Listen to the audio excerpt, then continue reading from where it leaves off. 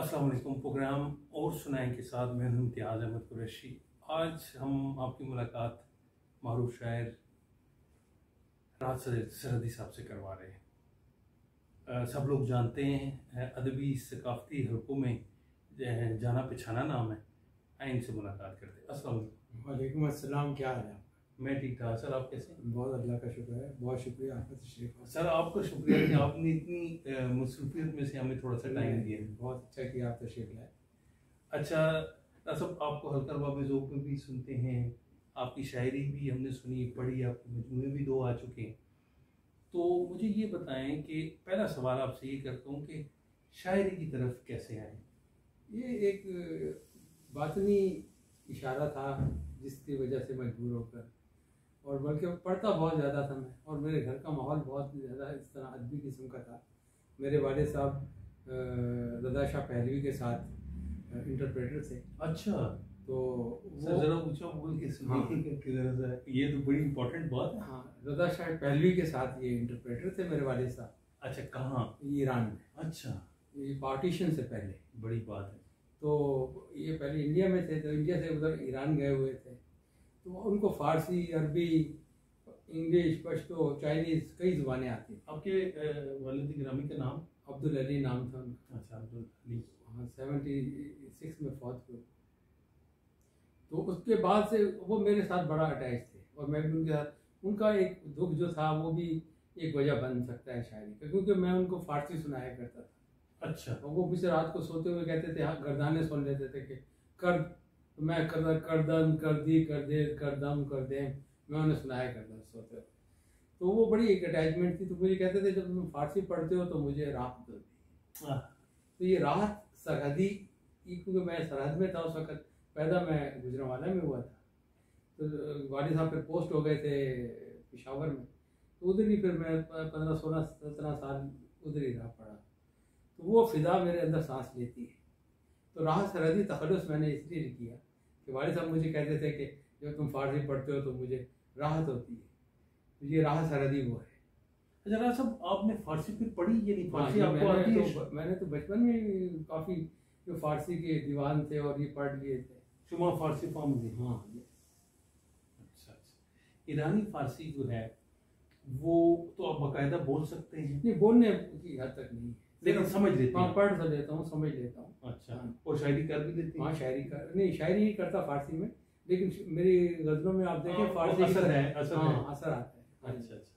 असर यानी कि आपकी तरबियत गोया कि आपकी तरबियत जो है वो बचपन से ही गैर महसूस तरीके से हो रही थी। अच्छा। अब देखें, लोग बात की फ़ारसी या इनकी जो है फ़ारसी के शोरा, इनको पढ़ते हुए एक उम्र चाहिए और उसके लिए लहरा शौक़ चाहिए। मैंने ये रूटीन में ही पढ़ लिया, यानी घर में पढ़ी हुई किताबें, और इकबाल की फ़ारसी शायरी की जो बड़ी बड़ी मुश्किल चीज़ें थी वो मैंने 10वीं तक मैं पढ़ चुका था। अच्छा। हाँ। अच्छा। तो घर में मेरे ये, और उसके अलावा ये कि महफिलें होती थी, वो कि शायरी की नहीं होती थी, लेकिन अदब की, और बैठ के गपशप दोस्तों की। वालिद साहब के दोस्त अदीब आते थे, उन्हें देखता रहता था। तो खुद शेर मैंने कहना शुरू किया एग्जैक्टली, यानी जो गज़ल कहनी शुरू की वो मैंने 79 में। अच्छा, बाकायदा मैदान में कूदा। अच्छा। तो उस वक्त आप किस क्लास में थे? या उस वक्त मैं मैट्रिक कर चुका हुआ था, और FA की तैयारियाँ थी, वो फिर बीच में छोड़नी पड़ी। वालिद साहब फौत हो गए, नावसाइद हालात की वजह से तालीम छोड़नी पड़ी। तो बस उसके बाद फिर उधर से पेशावर से भी इधर वापस भाई गाँव आना पड़ा। वो हिजरत भी बड़ा एक अलमिया था मेरे लिए, क्योंकि वो भी एक वजह बनी है शायरी को करने की, कि ये जो दुख था हिजरत का भी बहुत दुख था, क्योंकि उधर बहुत सेटल थे हम लोग। एक महल में मेरी आँख खुली, वो था राय बहादुर करमचंद का महल था जो हमें अलाट हुआ था, उसमें मैं रहता था। अच्छा अच्छा। तो मेरी सालगिरह पर सारी रात कवानियाँ और महफिलें होती थी, और मौसीकार और गुलकार आते थे। तो इस तरह का बड़ा अच्छा वो सेटअप था। लेकिन फिर अचानक वालिद साहब फौत हुए और चीज़ें फिर दिगर हुई। वो महल भी हमारे हाथ से गया, कोई और मुकदमा किसी ने कर दिया। बस इस तरह की दरबदरी में हम फिर वापस गुजरांवाले आ गए। इधर आके फिर मैंने लोकल फंड ऑडिट के महकमे में नौकरी। अच्छा अच्छा। और साथ साथ आपका मैट्रिक ये मैं रोजाना गुजरांवाला से लाहौर चला जाता, 2 बजे छुट्टी होती थी, 2 बजे के बाद मैं उधर से ट्रेन पर, बिल्कुल ही मेरे ऑफिस के साथ ट्रेन रेलवे स्टेशन था, मैं उसमें बैठता था और लाहौर, और 3 साढ़े 3 बजे या 4 बजे मैं लाहौर होता था।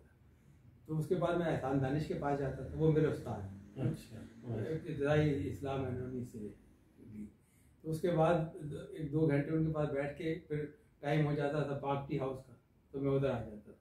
उधर ये दोस्त अहबाब बैठ के उधर से मुशायरों पे चले जाना, उधर बैठ के शायरी करते रहना, फिरते रहना माल पे, शायरी करते रहना। शायरी उन दिनों बरसा करती थी, गोल्डन डेज। गोल्डन डेज वो बहुत ही अच्छी यादें हैं। दोस्त अहबाब ये अब्बास ताबिश, हामिद यज़दानी और अली असगर अब्बास, मुहीत इस्माइल, ये अक्सर हम इकट्ठे रहा करते थे। अच्छा अच्छा, ये आपके हम असर थे और हम इकट्ठे प्रोग्राम में जाते थे, उधर जाके हम इकट्ठे ही फिरा करते थे। बहुत मुशायरे पढ़े और बहुत मज़ा आया। पहला शेर याद है आपको? पहला शेर तो ऐसी थी अब याद नहीं, क्योंकि बहुत पुरानी बातें हैं, लेकिन गज़लों में पहली गज़ल थी उसमें के दूर तक आप पर डूबता तैरता, चांद था हम सफ़र डूबता तैरता, ये उसका मतलब था। तो ये गज़ल मैंने अपनी पहली किताब में भी शाये की, उसके अंदर छपाई, ताकि ये याद रहे कि ये पहली गज़ल थी जो मैं बाकायदा लेके आया था मैदान में। तो उसके बाद तो बरसात ही होती रही शायरी की, और खूब नहाए इसमें, नज़में भी कहीं। पहली किताब कब आई थी सर आप? पहली किताब मेरी आई थी 98 में। 98। तो उसके बाद फिर मैं, अच्छा, पिंडी कब आना हुआ आपकी? पिंडी अभी 10 साल हुए, 10-12 साल अभी।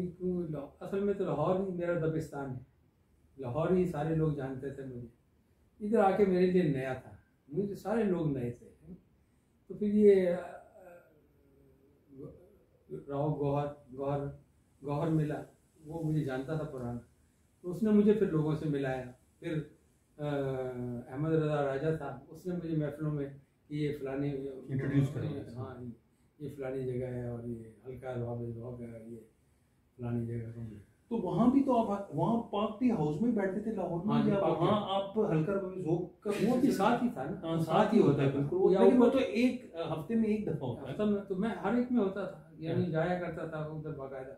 मैं रहते ही लाहौर था। हाँ डेफिनेटली। यानी मैं घर नहीं जा रहा था, मैं घर शाम को रात को 3 बजे आया तो सीधा दफ्तर ही, फिर उसके बाद 4 अच्छा उधर से उधर दफ्तर से उधर। अच्छा अच्छा। घर बहुत कम, घर में फिक्र कोई फाका नहीं था, कोई प्रॉब्लम नहीं।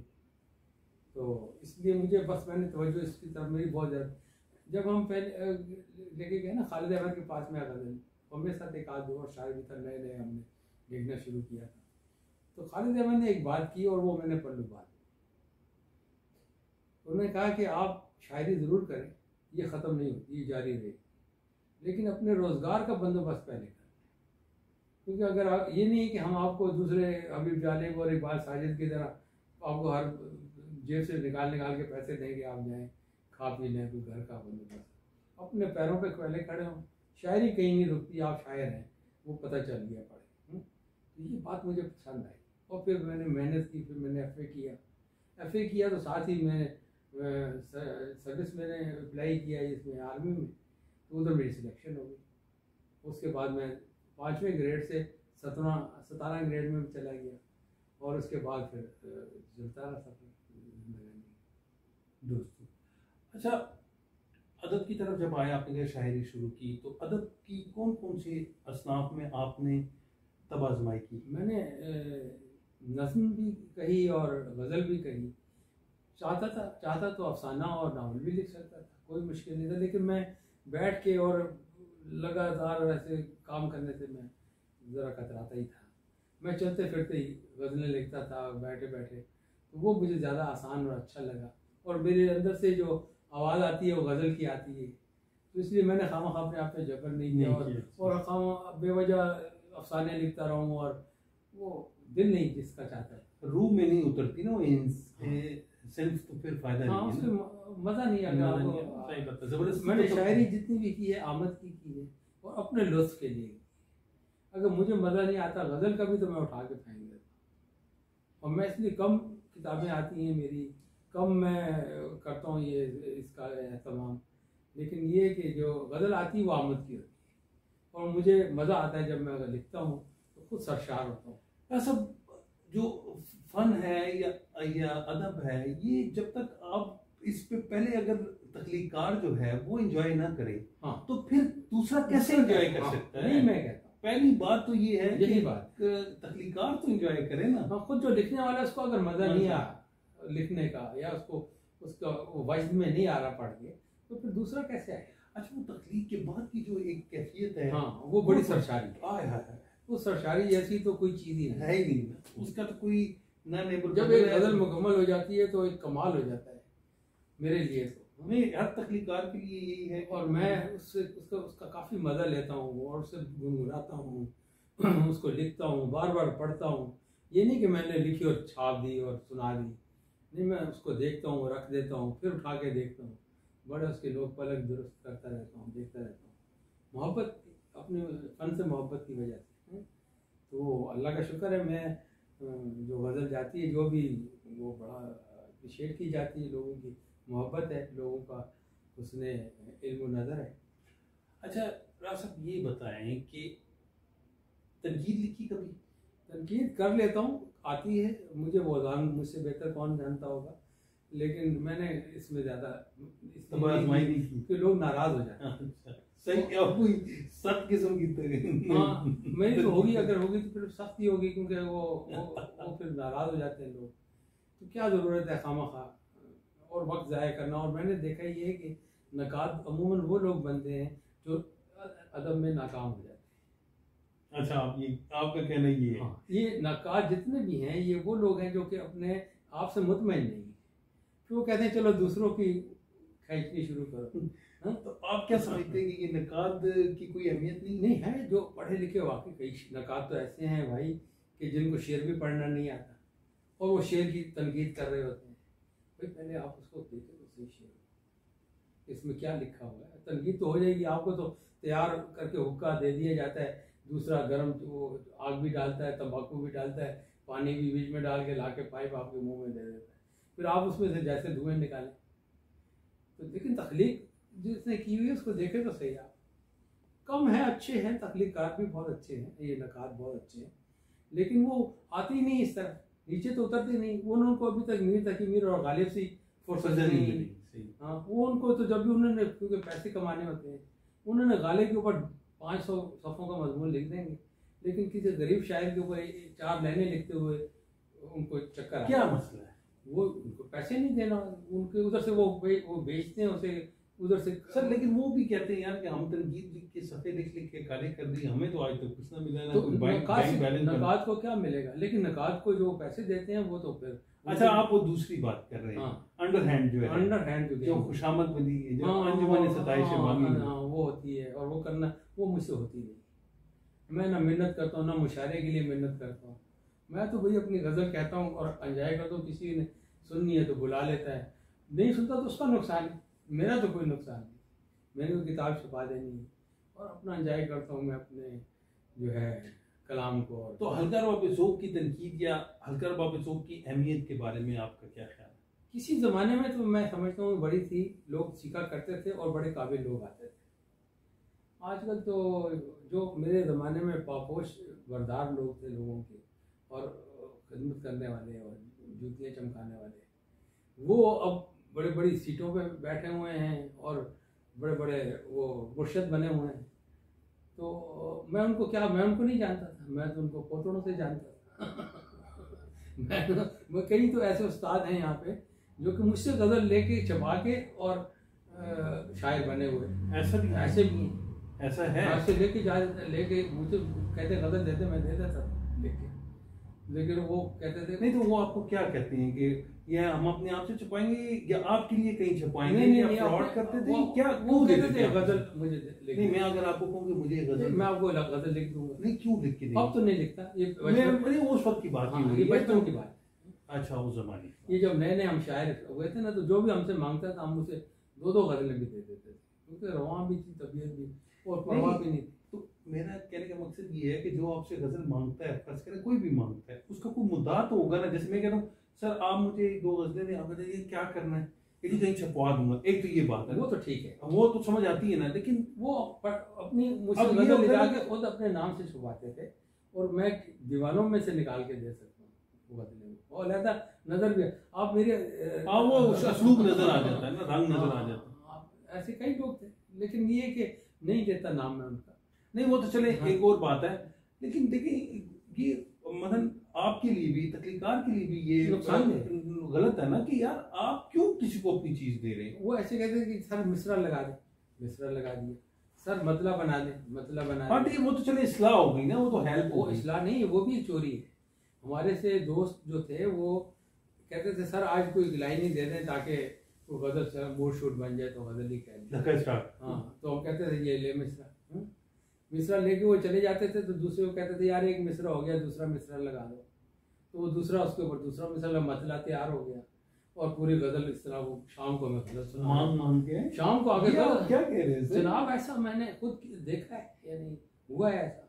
नहीं ये तो हमने सुना है सर्किट के हवाले से, और ये किताबें भी लोगों ने छाप के दी है, ऐसा कुछ नहीं है, लेकिन ये भी ऐसा भी वो होता है पूरी कि पूरी जरा- किताब दे देते हैं नहीं, जनाब, वो तो और चलिए, ख्वातीन को बिलखुसूस। वो तो है। हाँ। मैं पूछ रहा हूँ कि देखिए ये ऐसा भी होता है कि एक मिसरा आपसे लिया है, एक उससे जी लिया हाँ, है, उससे लिया है, लाहौर में उससे- हमने ये तमाशे बहुत देखे, और शाम को गजल आपको ऐसी कीमा वाली गजल होती कि मतलब किसी से क्या लिया, किसी से क्या लिया, कहीं जिगर मुरादाबादी बोल रहा है तो कहीं गालिब बोल रहा है तो कहीं कौन बोल रहा है। चले ये तो होता ही है कि उसमें, लेकिन उसका ये कि वो फौत हो जाते हैं बहुत जल्दी। नहीं ठीक है, वो हाँ। तो फिर जाहिर पता वो अपनी मौत आपकी अपनी तकलीफ होती नहीं, अपने अंदर कुछ होता सर नहीं। जेन्युइन नहीं है तो फिर ऐसे ही होगा। हाँ, वो पहले ही किसी से ले रहे हैं तो इसका मतलब जेन्युइन तो है, वो तो शायद तो है ही नहीं ना, उसे मरना क्या है, हाँ। वो पैदा ही नहीं हुए। बल्कि हमें तो कभी कभी हंसी आती थी कि जब वो हमारा शेर पढ़ते थे तो गलत पढ़ जाते थे। ये भी हुआ है, कई दफा हुआ है कि वो फिर अक्सर ये तनकीदी महफिलों में ये भी हुआ है कि ये जिससे लिखवाई थी काइंडली तलफ्फुज भी उससे सीख लेते हाँ। हाँ। ताकि पता चल जाता कि ये आप ही की है। तो इस तरह की बातें तो बहुत हुई हैं। हाँ। अच्छा चले, इसका मतलब ये है कि अब आप समझते हैं कि हल्का रुपए झोंक में उस तरह की तनकीद नहीं उस तरह की हो नहीं सकती, क्योंकि इधर इधर बायस्ड किस्म के ये हल्के लॉबीज हैं, और ऊपर से लोगों के मुंतखब करदा लोग आते हैं और उन्हीं को प्रोजेक्ट करते रहते हैं। अदब के लिए कोई खिदमत नहीं हो रही, मेरी और आपकी तो हो सकती है खिदमत, अदब की कोई खिदमत नहीं। ये एक सफ़ेद झूठ है और एक मिसाली सकाफत। हाँ नहीं वो नजर भी आता है ना, हाँ। वो सामने भी है ना, यहाँ है कि अपने लोगों को प्रमोट अपने करना। अब चंद एक लोग हैं जो जिनको या शायद आप पसंद ही करते हैं, मुझे नहीं पसंद करते, लेकिन मैं भी तो अदीब व शायर। सर यहाँ से शुरू होता है ना कि वो सदारत जो है वो हाँ। 2-3 लोगों के गिरदी गुम हुई है। हाँ, वो जब बस वही होंगे उन्हीं हाँ, के कोई लिए- करता धरता है वो, क्योंकि वो नकाद भी हैं साथ, तो नकाद होने से ये डरते ही हैं कि हमारा कोई क्वेश्चन, हालांकि उनके कहने से कुछ उनको नहीं फर्क पड़ता। सही है, हर चीज हर बंदे की अपनी तकलीफ है, हर बंदे की- आवाज सगा कम कम न न को को न रिस्क गदारा। होगा। हाँ। अच्छा ये तो चले शायरी हुई, आपका दूसरा मजमूआ किस नाम से आया? ये पेशरफ। पेशरफ। हाँ जी, ये अभी पिछले मैं आपको पेश भी करूँगी आप ही के लिए। थैंक यू जी, हाँ। बहुत शुक्रिया। हाँ। अच्छा पेशरफ रात सर्दी, सर इसका बहुत शुक्रिया सर। फिलहाल इसका मुझे जो है आप वो जो हमारा फॉर्मेट है इसका नाम, इसका आपने की इंतसाब किसके नाम किया? ये जो मैंने अपने होनहार बेटे दानियाल अली के नाम किया। ये मेरा बेटा इलेक्ट्रिकल इंजीनियर है, ठीक है। और ये देखें जो शुआए महर से बरकी रो कशीद करने की कुदरत रखता है। हाँ सुभान अल्लाह, सुभान अल्लाह। अपने होनार बेटे दानियाल अली के नाम जो शुआए महर से बरकी रो कशीद करने की कुदरत रखता है। जबरदस्त हो गया, जबरदस्त। ये आपने अपने बेटे के और नाम मेरी किया। पहली किताब थी वो मेरी बेटी के नाम थी, अच्छा। हमाला दिलावर नाम था, हम्म। उसके इंतसाब था। दूसरी अपने दूसरे बेटे के, तो इंशाल्लाह जो तीसरी तैयार हो रही है वो अपने तीसरे बेटे की। अच्छा एक बेटा है, एक प्रोसेस में है हाँ, किताब? चल रही है, मैं अच्छा। इसलिए कह रहा हूँ। अच्छा बड़ी अच्छी बात। अच्छा मुझे ये बताएं, ये तो बड़ी अच्छी बात है, आपकी बच्चों में से कोई अदब की तरफ मैंने है? अदब की तरफ आने नहीं दिया। अच्छा खुद नहीं आने दिया? मैंने इनको और ही उसमें डाली रखा, और यानी कि मेहनत क्यों? करें, क्योंकि मुझे मैं नहीं समझता कि इसमें कोई इतना वो है, वक्त ज़ाया और बर्बादी ज़्यादा है। आप समझते हैं कि शायरी की जो है वो वक्त का ज़िया है? इसका कोई स्कोप नहीं है, इससे अच्छा कुछ और काम करना? हाँ, इससे अच्छा तो बेहतर था कि कोई और, वो जिस तरह उन्होंने एक बेटा इंजीनियर बनाया है, एक बेटा आर्मी में है, कैप्टन है, तो वो सही फील्डें हैं, सही ज़िंदगी के वो हैं। शायर बन के उसने क्या करना था? नहीं, आप एक बैसियत एक अदीब ये बात बड़ी जिम्मेदारी से कह रहे हैं कि, क्योंकि देखिए रशीद अहमद साहब से मरहूम उनको रहमत करे, उनके बच्चे भी जो हैं वो आए नहीं है, उनका मिजाज ही नहीं था। लेकिन फिर हम लोगों को, जब आप जैसे अदीब जो हैं, जब वो ये बात करते हैं कि जी अदब में कुछ नहीं है या शायरी में कुछ नहीं है, नहीं, लेकिन मैं नहीं कहता कुछ नहीं, ये तो मैं वो शायर हूँ, मैं ये तो नहीं कह सकता कि कुछ नहीं है। मैंने तो किया है, मैंने इसके ऊपर रगड़ा भी बहुत खाया है, तकलीफें भी बहुत उठाई हैं, बिलाशुबा, और देखा है कि जितनी मैंने मेहनत इसके लिए की है, अगर किसी और चीज के लिए करता तो अब वो स्कोप की बात होगी हाँ। ना कि अगर आप कोई और फील्ड से, लेकिन सर देखिए शायर तो होता है या नहीं होता, मतलब आपके अपने इख्तियार में नहीं था, तो इसलिए मैं शायर था।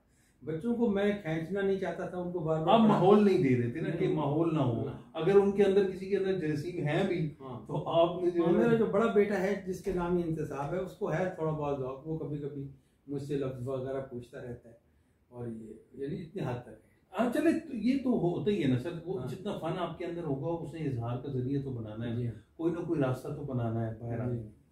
चले ये तो चले बड़ी अच्छी बात है। मैं चाहता हूँ कि एक पॉजिटिव रोल अदा करें। अदीब का बेशक एक पॉजिटिव रोल है, लेकिन एक कोने में बैठ के फाल किस्म का रोल होना चाहिए लाइफ। दुरुस्त है, ये आपकी बात दुरुस्त है। जिंदगी को गिरा है जिंदगी, जुए शीरो तेशो संगे गिरा है जिंदगी।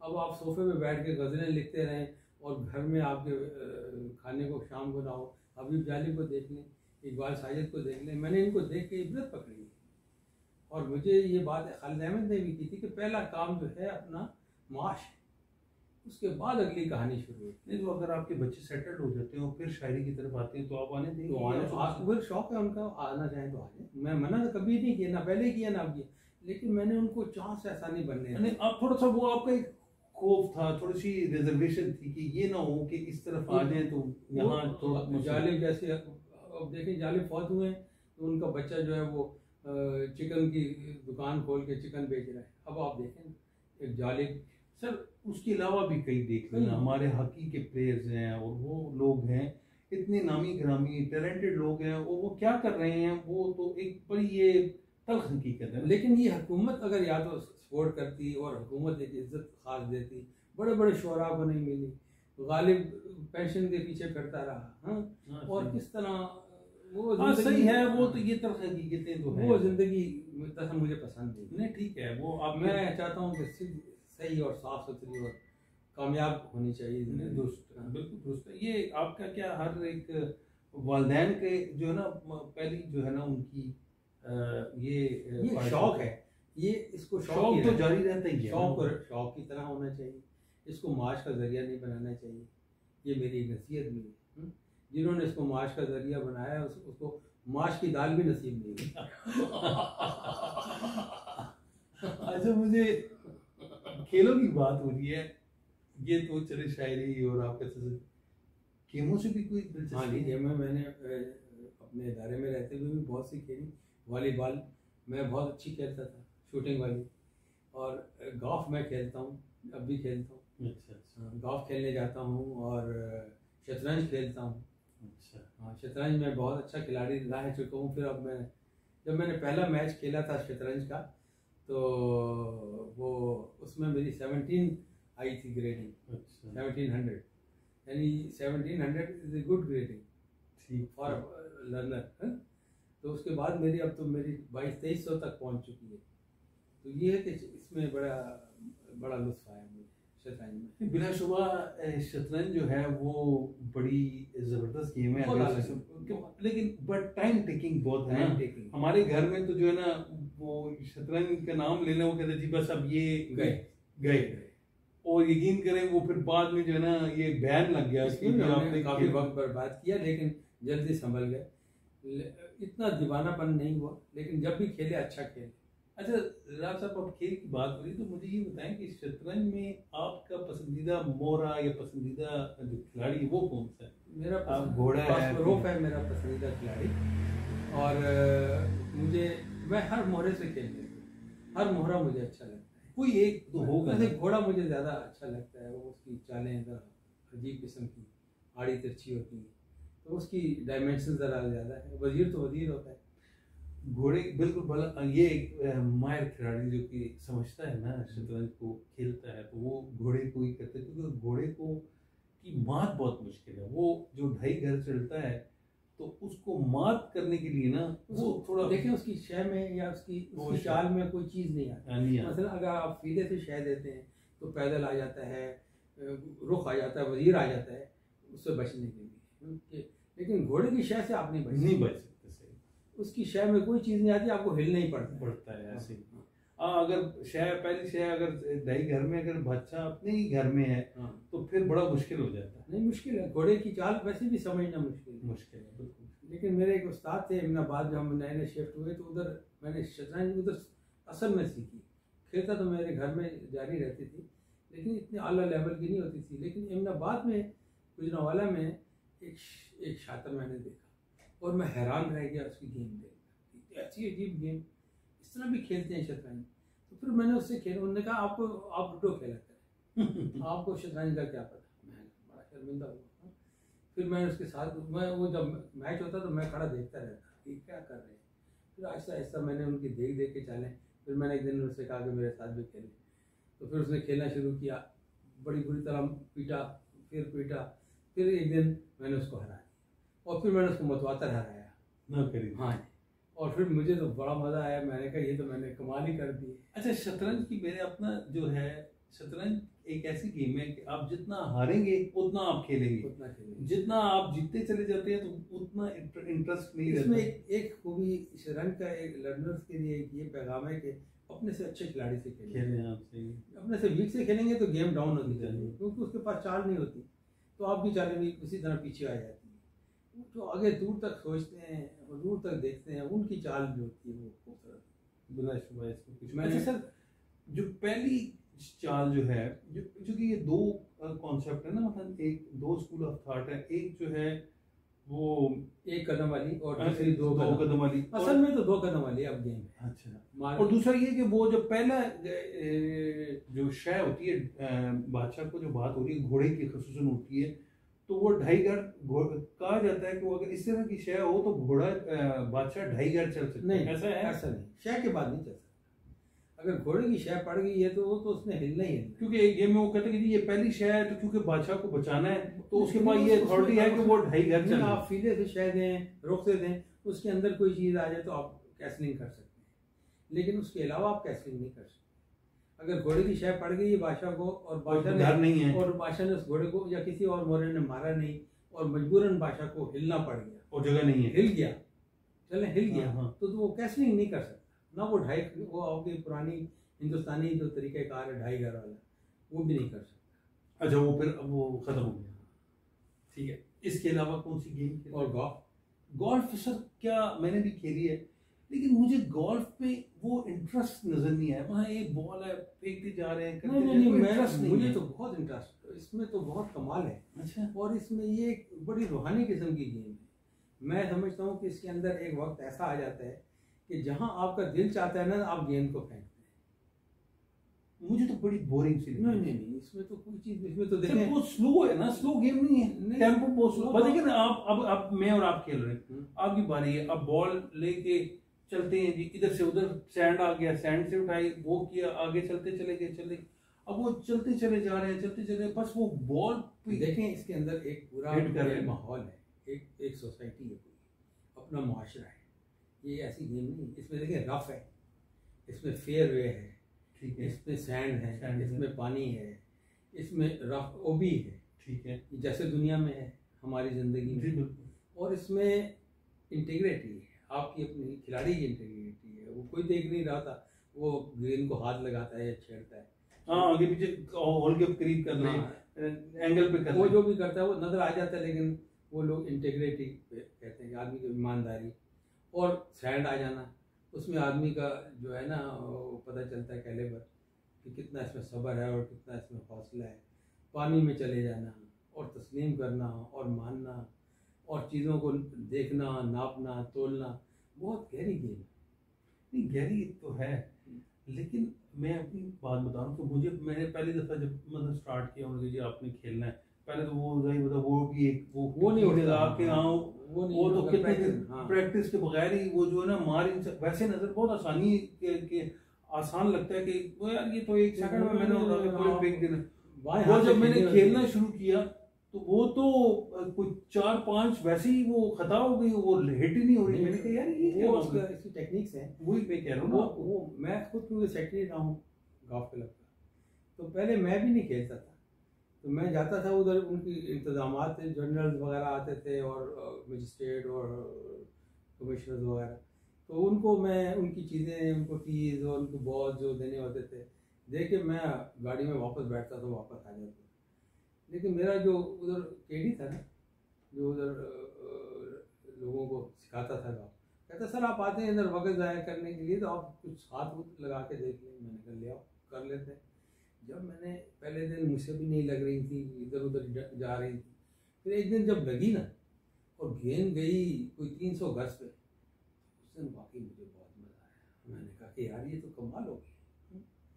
फिर तो उसके बाद मैंने बाकायदा खेलना शुरू कर दिया, फिर उसके बाद पार होना शुरू हो गए, फिर ओबी तो नहीं, वो क्या कहते हैं, बड़ी हुई, ईगल भी हुआ, होल इन वन भी हुआ, तो फिर मज़ा आता है। यानी जब आपका होल इन वन हो जाए और ईगल हो और बडीज हो आपके पास, तो खेलने का तो जनाब मज़ा आता है। नहीं वो मज़ा तो है, वो अपना एक आप रैंकिंग कर रहे हैं, अपना स्कोर हो रहा है सब है, लेकिन मैं आपको ये बता रहा हूँ कि देखिए जैसे आपने बॉल हिट की, ठीक है, बॉल आगे चली गई, अब नेक्स्ट स्टेप क्या, फिर आप उधर जाएंगे ना, आप जाएंगे, फिर वो आपने स्टिक चेंज की जो भी उधर के लिए आगे, फिर आगे चलते चले जा रहे हैं, आप अकेले ही चल रहे हैं ना, साथ आपने वो आपका क्या कहते हैं केडी आपको लेके वो चल रहा है साथ, ठीक है।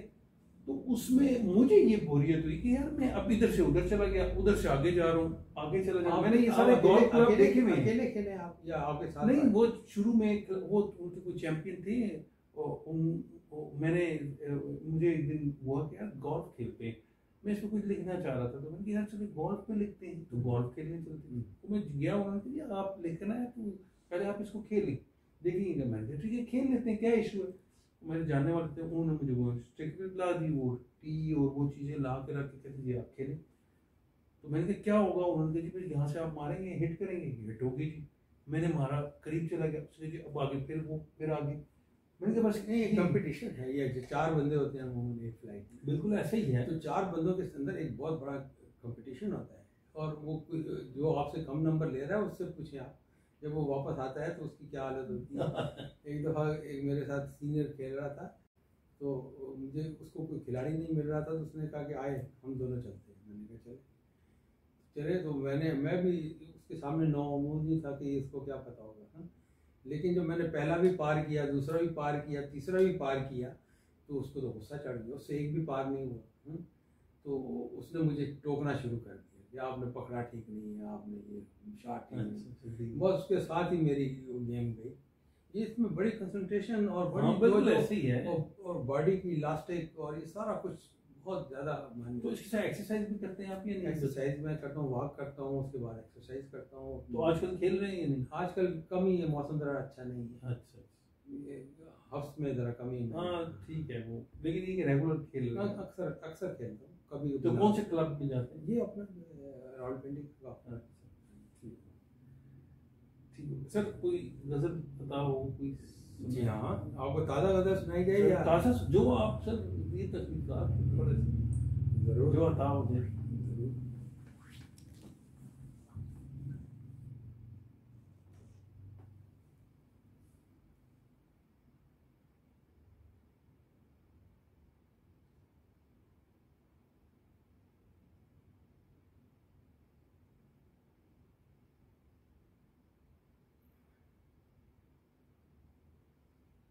ये सुनिए। इरशाद। आँख में बुक्स का खंजर तो जुबां आ रही, आँख में बुक्स का खंजर तो जुबां आ रही की, बात करता है वो किस मुंह से वफादारी की। क्या इस्तेमाल किया है खंजर वाला। आँख में बुक्स का खंजर तो जुबां आ रही की, बात करता है वो किस मुंह से वफादारी की। खेल खेला था बहुत उसने भी उस्तादी से, खेल खेला था बहुत उसने भी उस्तादी से, इंतहा कर दी थी मैंने भी अदाकारी की। क्या अच्छा। हर कदम पर हैं यहाँ सांप मगर देख मुझे, हर कदम पर हैं यहाँ सांप मगर देख मुझे, सीढ़ियां चढ़ता चला जाता हूँ दुश्वारी की। रंग लाएगी तो देखेगा बहारों का गुरूर, रंग लाएगी तो देखेगा बहारों का गुरूर, हमने पतझड़ में जो जख्मों की शजरकारी की। कैसे मुमकिन है तेरा नाम ना आए उसमें, कैसे मुमकिन है तेरा नाम ना आए उसमें, मैंने फहरिस्ते शिकायत अगर जारी की। अच्छा। खौफ ये है कि मुझे कौन खुदा समझेगा, खौफ ये है कि मुझे कौन खुदा समझेगा, अपनी हैबत ना ज़माने पे अगर तारी की। बात अश्कों की तरह बहने लगी कागज़ पर, मिलके आपस में वो लफ्ज़ों ने आज़ादारी की। मैं किसी ऐसे अलाव में हूँ गम के जिसमें वुक़्त-ए आतिश-ए दोज़ख भी है चिंगारी की। पेड़ काटा नहीं जा सकता सुना है राहत, शामिले हाल ना लकड़ी हो अगर आरी की। आँख में बोझ का खंजर तो जुबां आरी की, बात करता है वो किस मुंह से वफादारी। नाज़रीन, आपने देखा राहत सदीक साहब के साथ गुफ्तगू हुई, आपने मुख्तलिफ पहलुओं को उनकी उजागर हुआ, उनसे गुफ्तगू हुई और बड़ी नई बातें जो हैं हमारे सामने हुई। मज़ीद भी उनसे बात करते हैं और